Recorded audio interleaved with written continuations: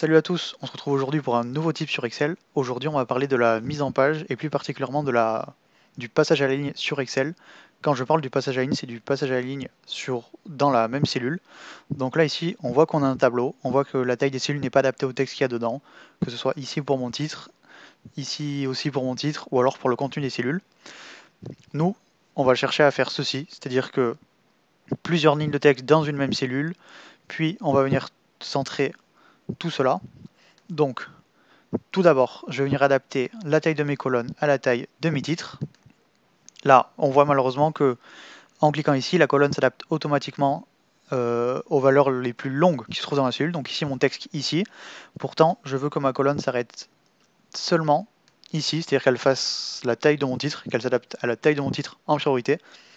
Donc pour cela, je vais devoir trouver la fonction sur Excel qui me permet de faire un passage à ligne automatique et que les valeurs restent dans la même cellule. Donc pour ça, c'est très simple. On vient sélectionner nos cellules.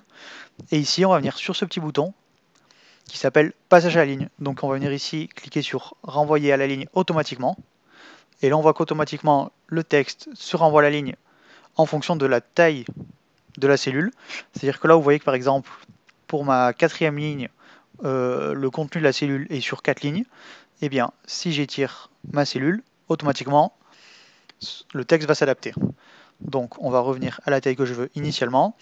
Là vous voyez bien que par contre le contenu des autres cellules est en bas des cellules, j'ai envie de centrer un peu tout ça, donc on va venir sélectionner l'ensemble de mon tableau, et on va venir ici, cet endroit qui permet de choisir où l'on veut notre texte dans la cellule, plus vers le haut, au milieu ou vers le bas. Donc ici on va choisir le milieu, je veux que mes valeurs soient bien centrées, elles le sont, et voilà, très vite pour de nouveaux tips et astuces sur Excel.